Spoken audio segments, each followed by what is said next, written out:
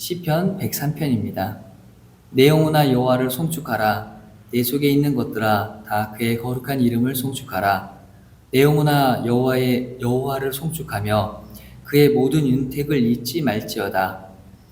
그가 내 모든 죄악을 사하시며 내 모든 병을 고치시며 내 생명을 파멸에서 속량하시고 인자의 긍휼로 관을 씌우시며 좋은 것으로 내 소원을 만족하게 하사 내 청춘을 독수리같이 새롭게 하시는도다. 여호와께서 공의로운 일을 행하시며 억압당하는 모든 자를 위하여 심판하시도다. 그의 행위를 모세에게 그의 행사를 이스라엘 자손에게 알리셨도다. 여호와는 긍휼이 많으시고 은혜로우시며 노하기를 더디하시고 인자하심이 풍부하시도다. 자주 경책하지 아니하시며 노를 영원히 품지 아니하시리로다. 우리의 죄를 따라 우리를 처벌하지는 아니하시며 우리의 죄악을 따라 우리에게 그대로 갚지는 아니하셨으니 이는 하늘이 땅에서 높음같이 그를 경외하는 자에게 그의 인자심이 크심이로다. 동이 서에서 먼 것 같이 우리의 죄가를 우리에게서 멀리 옮기셨으며 아버지가 자식을 긍휼히 여긴 같이 여호와께서는 자기를 경외하는 자를 긍휼히 여기시나니 이는 그가 우리의 체질을 아시며 우리가 단지 먼지뿐임을 기억하심이로다. 인생은 그날이 풀과 같으며 그 영화가 들의 꽃과 같도다. 그것은 바람이 지나가면 없어지나니 그 있던 자리도 다시 알지 못하거니와 여호와의 인자하심은 자기를 경외하는 자에게 영원부터 영원에 이르며 그의 의는 자손의 자손에게까지 이르리니 곧 그의 언약을 지키고 그의 법도를 기억하여 행하는 자에게로다. 여호와께서 그의 보좌를 하늘에 세우시고 그의 왕권으로 만유를 다스리시도다. 능력이 있어 여호와의 말씀을 행하며 그의 말씀의 소리를 듣는 여호와의 천사들이여 여호와를 송축하라. 그에게 수종들며 그의 뜻을 행하는 모든 천군이여 여호와를 송축하라. 여호와의 지으심을 받고 그가 다스리는 모든 곳에 있는 너희여 여호와를 송축하라. 내 영혼아 여호와를 송축하라. 아멘. 내 영혼아 여호와를 송축하라 라고 시작하는 이 말씀은 내 영혼아 여호와를 송축하라 라고 끝을 내고 있죠. 송축하다는 히브리어로 바라크라고 합니다. 이 바라크라는 단어는 많은 말씀과 설교 가운데서 들어보신 분들이 많이 계실 거예요. 바라크는 찬송하다, 감사하다 라고 뜻하고 있습니다. 우리에게도 시편 기자와 같은 그런 고백이 나왔으면 합니다. 어떻게 하면 이 진정한 감사와 찬송이 고백이 우리의 있을 가운데서 나올 수 있을까요? 여러분의 인생의 가장 소중한, 가장 감사한 순간은 언제였나요? 첫 직장, 배우자의 만남, 소중한 곳의 소유, 자녀의 탄생, 그런 것들이 여러분 가운데 가장 감사라고 이야기할 수 있을까요? 말씀을 생각하면서 저에게 있어 가장 감사의 순간은 언제였을까라는 생각을 해봤어요. 마땅히 언제가 나의 가장 큰 감사의 순간이다라고 이야기하기가 쉽지는 않더라고요. 흔히 교회에서는 비교해서 감사하지 말아라. 비교 감사는 좋지 않은 거야 라고 가르치고 있죠.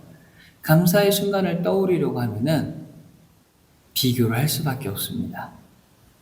그럼에도 일단 감사하시길 바랍니다.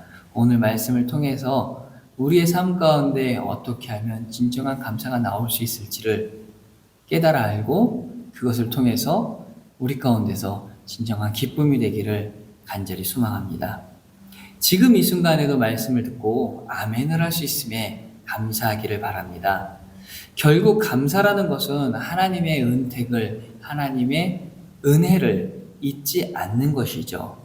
시편 기자는 잊지 말라라는 단어를 샤카라고 기록하고 있는데 이것은 단순한 오랜 시간이 흘러 망각하는 기억의 지워짐이 아니라 일부러 고의로 알면서도 기억하지 않으려고 생각하지 않으려고 하나님의 뜻을 거스리려고 하는 행위를 표현하고 있습니다. 이제 우리가 감사하고 찬양할 수 있는 이유가 서술되고 있습니다. 3절에 보면 그가 내 모든 죄악을 사하시며 내 모든 병을 고치시며 그 첫째가 영원한 지옥에 빠질 수밖에 없는 나의 죄를 사하여 주신 것이죠. 아무래도 제일 큰 은혜라고 생각합니다. 이것을 인정해야 하는 것입니다. 아무리 큰 은혜를 베풀어 주신다 한들 내가 인정하지 아니하면 그것은 아무 소용이 없습니다. 나에게 베풀어 주신 은혜를, 나에게 베풀어 주신 은총을 인정하시길 바랍니다. 그 인정이 첫 번째가 되어야지만이 우리의 입에서 송축이, 감사가 터져나올 수 있는 것이죠. 5절의 말씀입니다.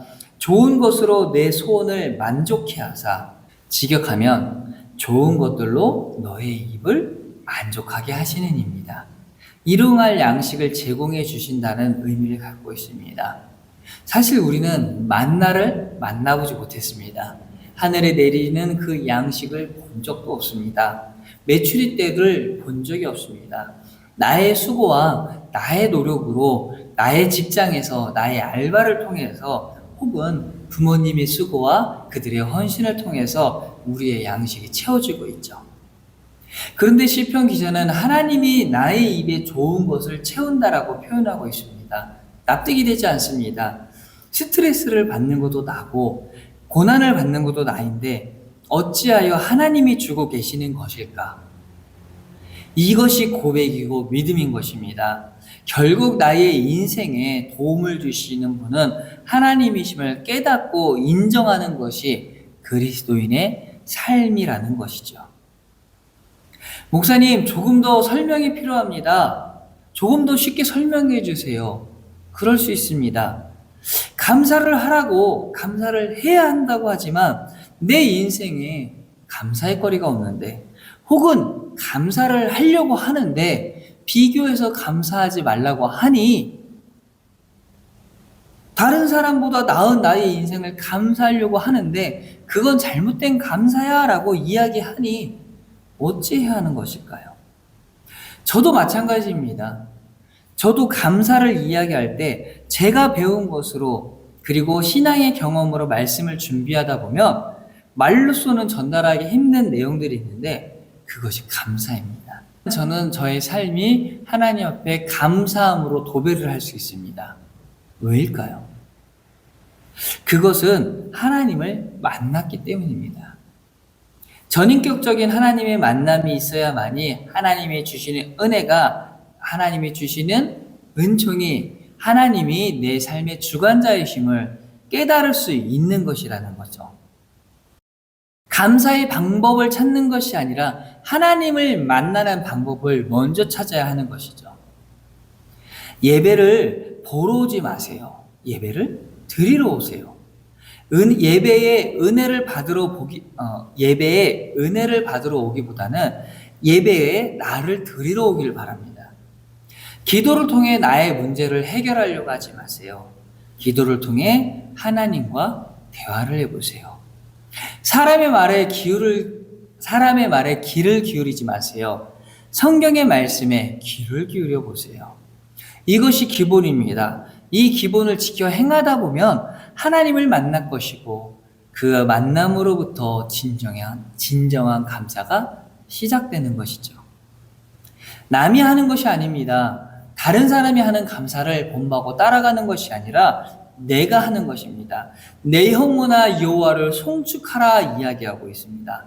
다른 사람의 고백이, 다른 사람의 간증이 나의 삶의 믿음의 지표가 되는 것이 아니라 내가 만난 예수님을 통해 믿음과 신앙이 기본이 되어야 하는 것입니다.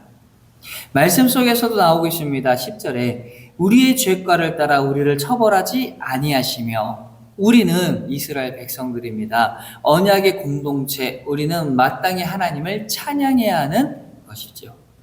이처럼 하나님을 믿는 공동체는 교회의 문제로, 봉사의 문제로 서로 헐뜯고 다투기보다 하나님을 찬양하고 감사하는 데 먼저 힘쓰기를 바랍니다.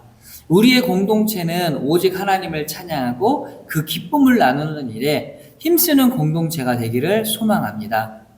17절입니다. 여호와의 인자하심은 자기를 경외하는 자에게 영원부터 영원에 이르며 그의 의는 자손의 자손에게까지 이르리니. 아멘. 하나님이 베푸시는 사랑은 누구에게든지 혹은 믿지 않는 자들에게도 펼쳐지십니다. 그리고 믿는 자들에게는 이처럼 행하십니다. 그를 알고 경외하는 자 자자손손 영혼에까지 이르기까지 베풀어 주신다는 것입니다. 하나님과 언약을 맺고 관계를 맺는 백성, 인간들에게 베풀어 주신다는 그 사랑은 그 끝이 보이지 않고 나를 통해 내 자손에게 그 자손에게까지 영혼에까지 이른다는 것이죠. 목사는 이런 사랑을 전할 수밖에 없습니다. 그 사랑을 체험하고 느끼는 것은 각자의 능력이며 역할이겠죠. 그리고 그 사랑을 통해 진정한 감사가 되기를 바랍니다. 그렇게 하나님을 송축하길 간절한 마음으로 축원합니다. 기도하시겠습니다.